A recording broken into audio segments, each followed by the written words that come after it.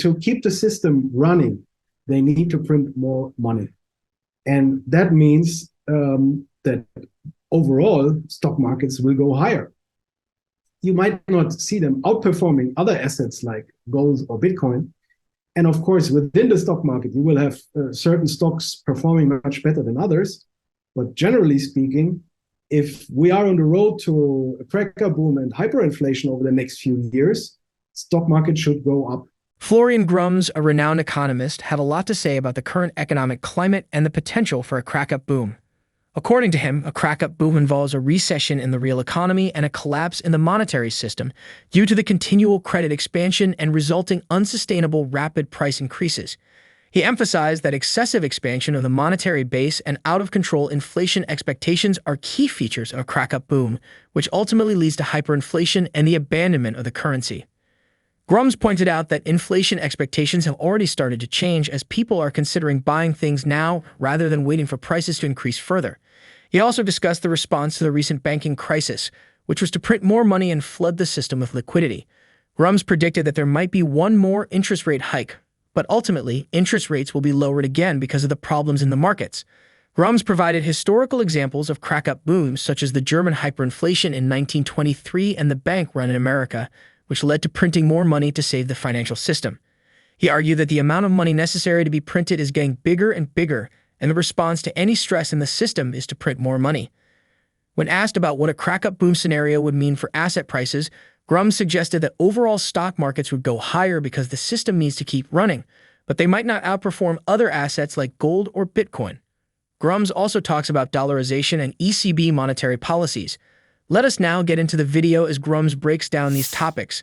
Don't forget to give us a like, subscribe, and drop your comments as you watch. The cracker boom basically is an economic crisis that involves a recession in the real economy and at the same time a collapse in the monetary system due to the continual credit expansion and the resulting unsustainable rapid price increases. So the cracker boom is characterized by two main or key features, which is excessive expansion of the monetary base or monetary policies, and that step by step lead to out of control inflation expectations. So there's a psychological component already. And the second key feature is that at the end, a resulting bout of hyperinflation, basically, which will end in the complete abandonment of the currency because the market participants have no trust anymore. And at the same time, of course, you have a recession in the real economy, and it basically means the cracker boom is the crash of the credit and the monetary system due to the continual credit expansion and the price increases that are not sustainable in the long term, and the people losing faith into the money system. The end of a fiat money or a paper money system is always the same, and it's always hyperinflation. And we've seen it exactly that happening over the last 3-4 weeks again. Big pressure in the markets, banks going bankrupt. We had a bank run in America, and the response immediately is to print money. And that's how it is going to continue. And the amount of money that is necessary to be printed is getting bigger and bigger and bigger. And we're talking such big amounts of numbers nowadays. If you compare this with like 15 years ago during the financial crisis, it's going to be bigger and bigger. And I think it's unfolding in stages. Yes, we don't have hyperinflation right now, but I assume to save themselves, to save the system, to save the financial system, they continue to print more and more money whenever there's stress appearing. And there is so many reasons now that they won't be able to continue their hiking. I mean, look, they tried to tighten the balance sheet for 12 or 15 months, and within 2 weeks, 2/3 of it, they had to print again, basically, or it's not working, and people have to realize this. But of course, if you or I would be working at the Fed making these decisions, we would probably have to do the same decisions like they're doing, because otherwise we would be risking a complete anarchy and breakdown of the system immediately. Everybody was super bearish in October last year. The hedges, especially by the retail traders, have been unseen and unheard of. And what happened was a big short covering rally, which then transformed into a bull market basically in stocks.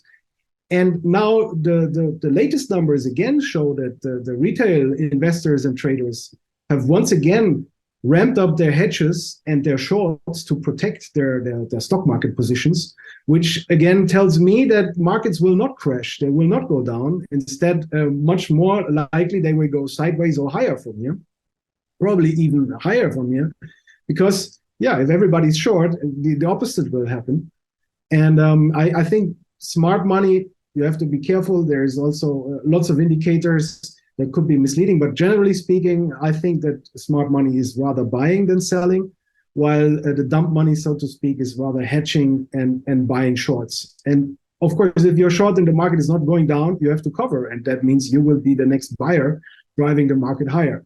And so I'm not like a super stock market bull here, but I'm not in the camp expecting a crash in the stock market. I think overall, stock market probably sideways to higher.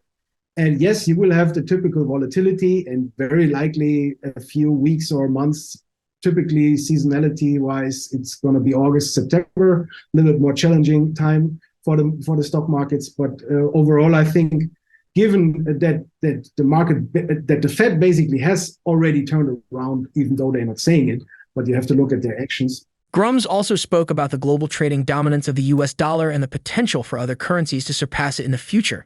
While he didn't see one currency dominating the US dollar, he did predict that the dollar would come down from its dominance, which would be helpful and bullish for gold, Bitcoin, stock markets, and commodity prices. I'm a little bit skeptic that gold can immediately start run higher to new all-time highs from here, because I see too much optimism wherever I go.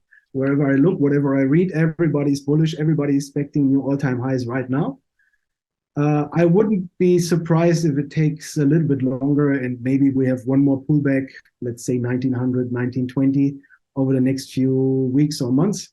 Usually the seasonal cycle for gold is not very supportive in spring. Usually you get an important low somewhere in June, most of the time July or early August. And from there, you see a strong rally. And that would be the rally that could take gold towards $2,500 until the end of the year. So I'm a gold bull. I think very short term, I'm a little bit cautious. I think people are too bullish. But in the medium term, I think that gold will go to new all-time highs. And I think 2,500 by the end of the year is possible. We talked about the de-dollarization. And I think that's the big trend right now, harming the US dollar. It's more and more obvious that China is taking over the leadership on that planet, and that the West in general is not strong enough anymore to counter that. So you've seen Saudi Arabia basically moving to an alliance with China and Russia, and they start trading oil in renminbi, and the Saudis can then exchange their renminbi at the Shanghai Gold Exchange against gold. And that, of course, is not only driving the gold price high because there is a physical gold trade happening now, but it's also driving the US dollar lower because the days of the US petrodollar are basically done. I mean, it's the last 50 years, the Americans have been able to force their US dollar on the rest of the world because any oil trade had to be manufactured in US dollars. And that's done. I mean, the Indians, the Chinese, they now trading and buying their oil in renminbis or in rupees, maybe even in rubles. So things are changing, and it's a drastic change, and it's actually unfolding very rapidly now. And unfortunately, the people in the West, the politicians in the West, and also the central banks in the West still believe that we are in the same setup like the last 50 years. And the wake-up call is already happening as we speak. I don't think that the yuan is going to take over in the next few days, weeks, months, or years, for sure not. But just for the US dollar coming down from that dominance will make a big change. And I think the current exchange rate is kind of reflecting it already. And I think the dollar is going lower from here. We had a massive multi-year top last year in November. And again, there are so many macro factors at work now that I think that the dollar is going lower, which obviously will be very helpful and bullish for gold. It will also help Bitcoin. It will help the stock markets. It will help commodity prices.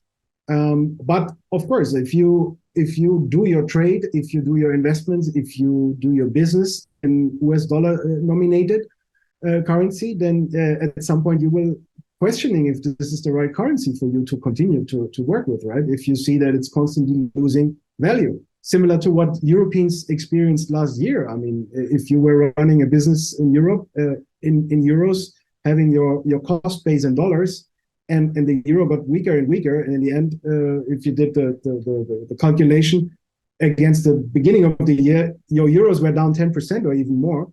You could run a good business but still lose money because of the currency, the weaker euro back then. And I think something similar is now happening to the dollar. Speaking last week on the sidelines of the Russian-Indian Strategic Partnership for Development and Growth Business Forum in Indian capital New Delhi, the deputy chairman of Russian State Duma, Alexander Babakov, announced that BRICS states, Brazil, Russia, India, China, and South Africa, were working towards the creation of a new currency. The bloc's members have made key moves away from the U.S.-dominated international trade and financial system. The transition to settlements and national currencies is the first step. The next one is to provide the circulation of digital or any other form of a fundamentally new currency in the near future, Babakov said. He further claimed that readiness to realize this project will be indicated at the upcoming BRICS summit to be held in August in Durban, South Africa. However, billionaire venture capitalist Chamath Palihapitiya believes that the emerging trend of large economies moving away from the US dollar to settle trades is nothing but noise. In a recent episode of the All In podcast, Palihapitiya says the recent deal between China and Brazil, which allows the two countries to exchange goods and services in their own currencies without going through the dollar, does not, in any way, negatively impact the dollar's dominance in global trade and finance. There has been a lot of speculation regarding the dollarization and its actual possibility of occurrence. Some investors believe it is inevitable, while some like Chamath believes it's just noise and can't happen. We would have to find out as time goes. Meanwhile, we would love to know your view regarding this. Drop your comments below. Remember to hit the like button, subscribe, and turn on notifications. Thanks for watching.